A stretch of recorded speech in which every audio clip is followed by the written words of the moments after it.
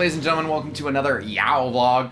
This time we're talking about the future of competitive TF2. Pretty intense topic, but I'm going to try to keep it short.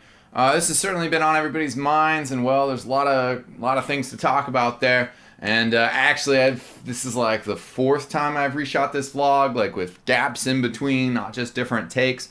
Because, I don't know, the way I feel and listening to other people, all this still evolving.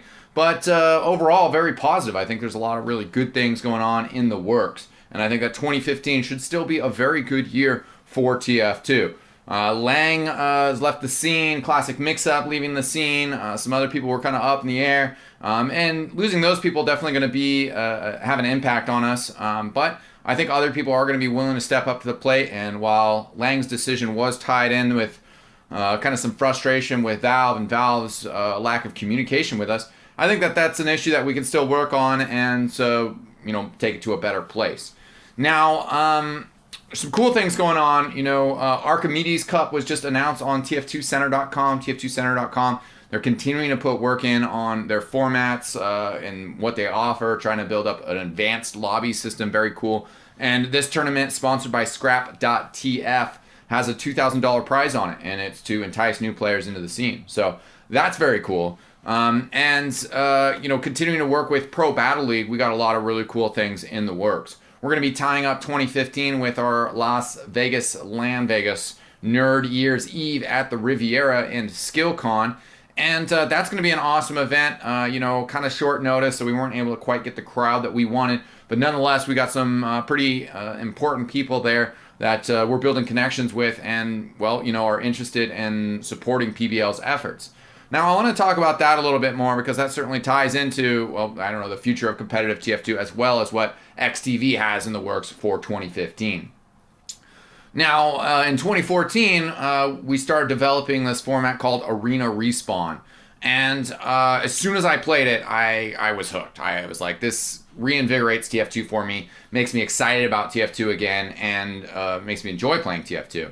Now, that's not like a downside about sixes. I enjoy sixes, and I have a lot of respect for sixes. And actually, when I went to GXL in October, that kind of like made me take a step back and be like, wow, sixes is really awesome. And, it's really fun to watch. It's a great game, great teams in it, great people in it.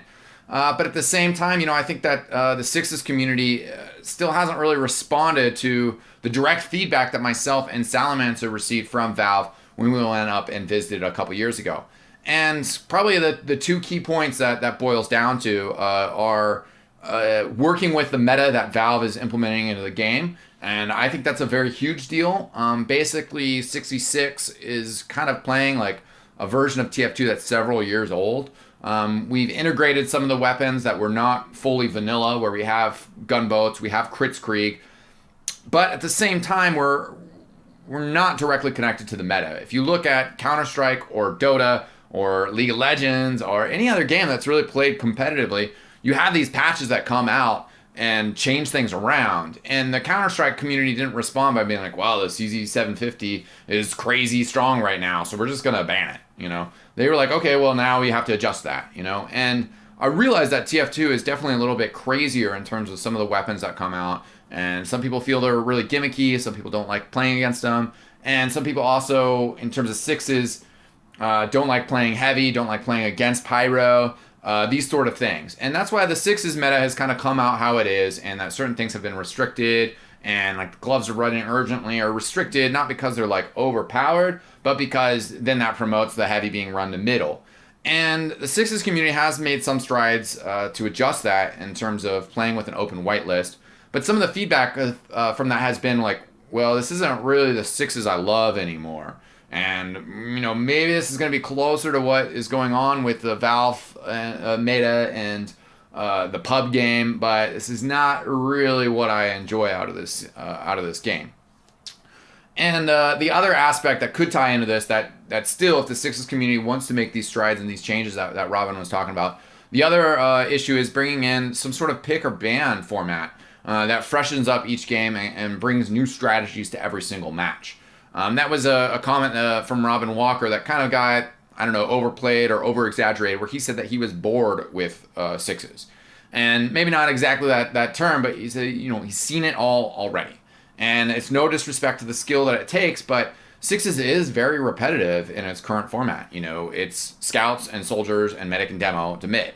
There's no real switch up there, and there are intricacies and deep strategies, but it's harder for people to notice and for people to watch. Now with Arena, well, let me finish up. Sixes could integrate a ban system. Probably more likely the best way to do it would be to do an open whitelist and then have bans per map. So, you would ban 3 weapons each per team, and that would be a really good way to deal with things like the Babyface Blaster, where it just kind of, the scouts themselves don't necessarily want to play with it, because then they're like, now I can't double jump, and I like double jumping, I think that's fun. And as well as, an opinion that something is really overpowered. And so, those are things that I would like to see Sixes integrate: an open whitelist and an item ban. TF2 Center, more casually games can just play all items allowed. And that also allows teams to kind of experience things and then realize, like, Babyface Blaster should be banned. Or be like, oh yeah, I played in a lobby and some guy was running Engineer Gunslinger and it's not really that big of a deal. Here's how you counter it. And I hope that would create more new strategies in Sixes, and we'd have teams that are running Pyro full-time or running Dead Ring or Spy full-time and bringing out more wacky strategies that make things interesting. But also, how I've played with things, and at least my interpretation of some of the reactions from the Valve show match people, is that with Sixes, it's not necessarily going to make that jump. Arena Respawn, however, is a completely different format from Sixes. And I think that's something important that, some of the people that have, reacted with a bit of hostility or just like, no, there's no way Arena Respawn is going to catch on. I think that some of those people, need to see Arena Respawn more as a different format. It's a different offering of TF2. And of course, sure, there's the debate of whether we should be creating another format. But, I think it's part of our step of evolution. I think it's something that we should consider because, yeah, Valve hasn't been paying us attention. And that ties into these other things that I mentioned. Some of the things that, the community says that we want from Valve, I think is more on us. If it comes to items, if it comes to tournament support, selling a compendium to increase the prize pool for a tournament, even, selling an item to raise funds to send teams to I-55. That's something that's on us to present the item to Valve, and then hopefully they'll implement it in the game. But if we never even present them with an item, or create tournaments that are leagues that are strong enough to really garner such support from Valve, then it's just never going to happen. They're just not going to reach out and do that. Everybody in Valve, they work on what they want to work on, and that's not to imply that none of them want to work on competitive TF2, but they have enough on their plates that they need our assistance in building up this competitive scene. With Arena Respawn, I think that it brings a lot of fun to the table. It's kind of more of a lighthearted mode than Sixes, and it's just really easy to get 5 random people, 5 different skill sets, and throw them in together and have a good time and have a good match. You can switch up your classes really frequently because of the round structure. The ban structure creates fresh strategies for each map. The mercy rule limit means that, match could just be over real quick, and then you go to the next map. The 20-minute structure, when there is no mercy rule, 7-round win limit, then you get a nice intense match that goes for 20 minutes. And I think that's a nicer, shorter time than even the 30 minutes of the Euro 6's format. Although, in my opinion, North America should adopt that Euro format. I like it a lot. The other thing that ties into this with the Arena Respawn and the bans and all this is Pro Battle League. And Pro Battle League, we're trying to build up a regional structure for Team Fortress, for an esports league. We hope that it's Team Fortress, but honestly, we have to look out for Pro Battle League as a business. It's the same thing for XTV, where TF2 is my love and something that I enjoy and I have a passion for. But at the same time, I want to build a career in esports. Pro Battle League wants to build a sustainable esports league, and maybe TF2 is not the answer for that. We really hope it is, and we believe that with Arena Respawn, that we can get players of a lower skill level together, have competitive matches, and have a lot of fun. And that's really what we're trying to do, is build up a community of Arena Respawn players, particularly in the Northwest and the West Coast right now, and then have awesome events and tie in local sponsors and get businesses involved and have really cool stuff going on. One of the side effects of this, and it's something that, over the years, XTV has invested money in, flying myself out to Montreal. I've gone out to Montreal twice. I've gone out to Pennsylvania 3 times now. Went out to Europe for I-42. And, it's just not necessarily the best use of our resources to get events together. But if we're focused on the West Coast and the Northwest, it's really easy for me to get Portland Burnsiders together, for us to have a 20-person LAN once a month that really doesn't cost me much at all.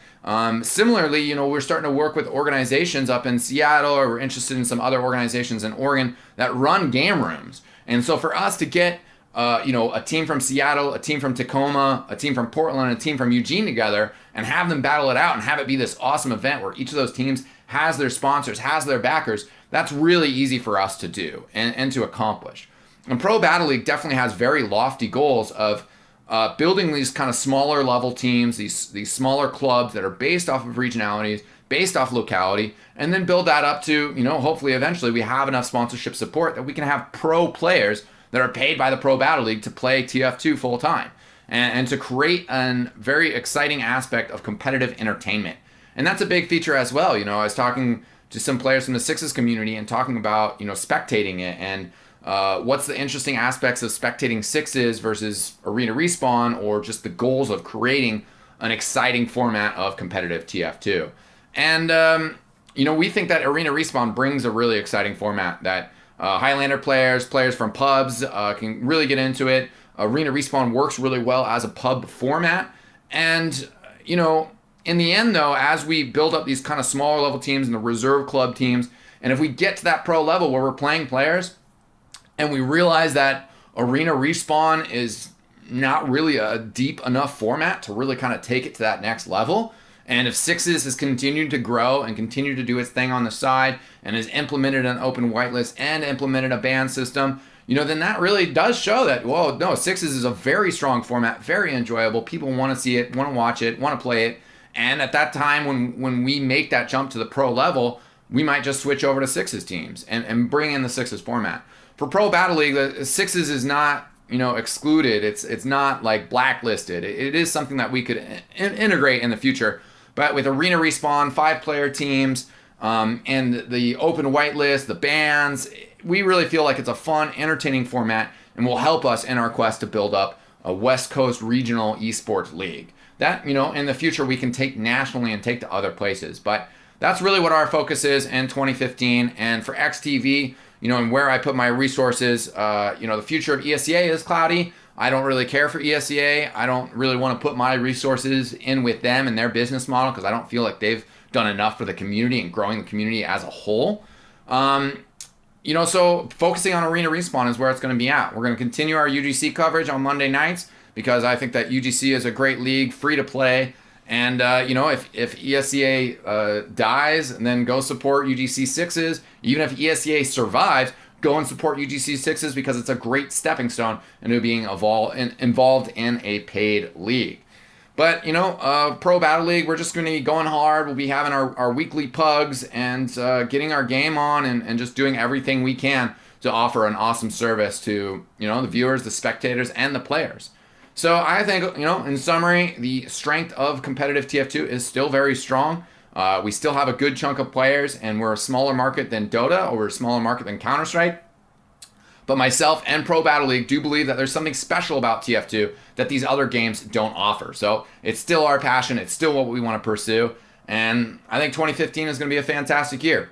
Thanks so much for all your guys' support, not just last year, but over the years. We celebrated our 5-year anniversary of X Television, which is pretty crazy. And, like I said, we're just excited to keep going strong. We'll still obviously have our top 10s and our moments of glories. Still, please keep submitting your clips for that to make those as high level quality as you can. And, well, that's it for this vlog, ladies and gentlemen. I'm eXtine. I'll see you guys next time. Peace out!